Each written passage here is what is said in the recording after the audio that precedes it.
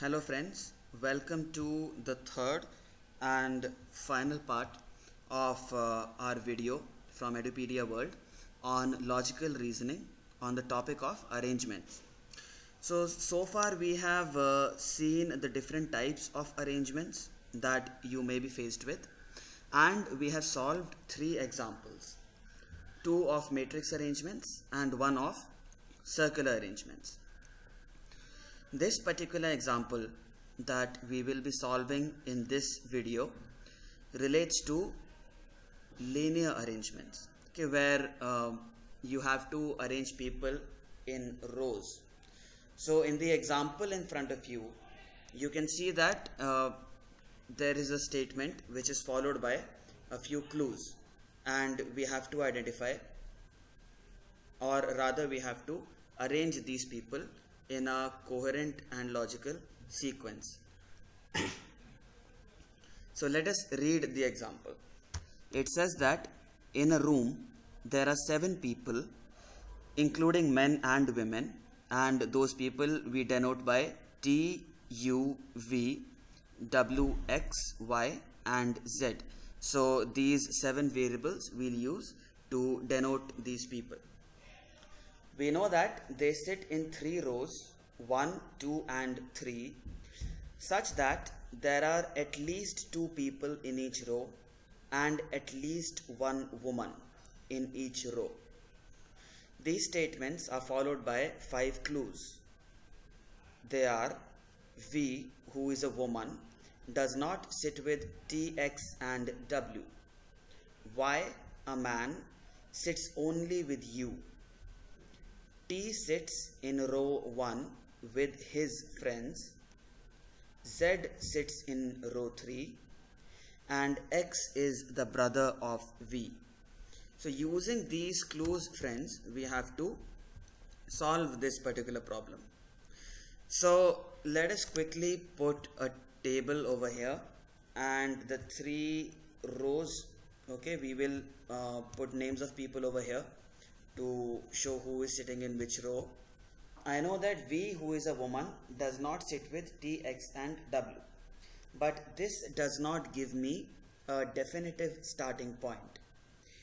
I know that Y, a man, sits only with U, but I don't know whether he sits in row 1 or row 2 or in row 3. So let me move on further. I know that T sits in row 1 with his friends. So I'll put T in row 1 and T sits with his friends. That means T is a man. So I'll use the plus symbol to denote a man and the minus symbol to denote a woman.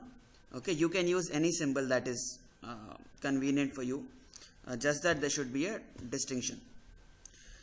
I also know that Z sits in row 3. So I know that Z sits in row 3. Now what other information can I deduce from here? Okay, so let me take a look at the clues once more. I know that Y, a man, sits only with you. So that means Y will neither be in row 3 nor in row 1, because he is sitting only with you, and we already have T in row 1 and Z in row 3. Okay, so I'll put Y in row 2. Y, a man, sits only with U. Now we know that there has to be at least 1 woman in each row, at least 1 woman. So U has to be a woman. U has to be a woman, because we have to have at least 1 woman in each row. So our second row is complete. Okay, I know that V does not sit with T, X and W, and X is the brother of V. Okay, X is the brother of V and they do not sit together. T sits in row 1 with his friends. Okay, with his friends. So that means there's more than 1 person over here. So we'll have 2 people over there. Now the question is, who sits with Z?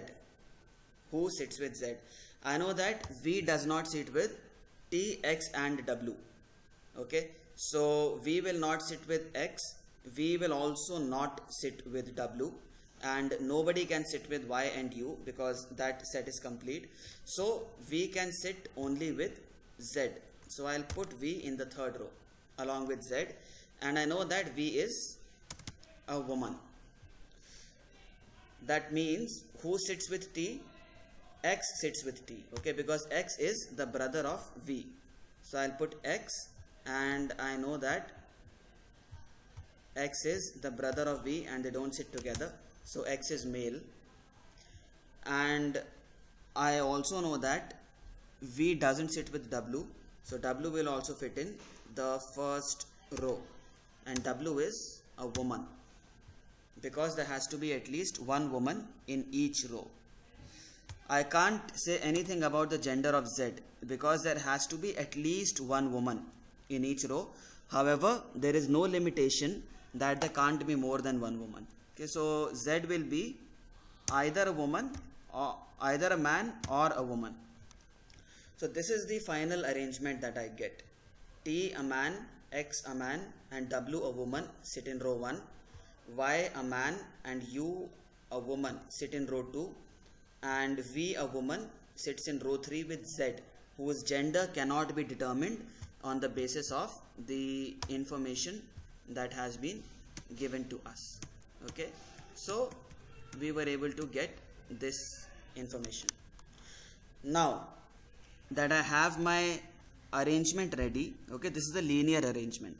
I am arranging people in rows. I can answer any question that may be asked to me. So for example, if I am asked, is W a man or a woman? I can safely say that W is a woman. If I am asked whether Z is a man or a woman, I can safely say that Z's gender cannot be determined on the basis of the information provided to me. If I am asked in which row do we have the maximum number of people, I can safely say that in row 1 I have 3 people sitting. So the key, friends, over here is really to identify how to make this arrangement. Okay, you need to be good at visualizing arrangements. You need to be good at using clues in a proper order, and you need to be good at making diagrammatical representations. So that's all for logical reasoning on arrangements. Thank you very much for joining us on this video from Edupedia World, and we will come back to you with more videos on this series. Thank you.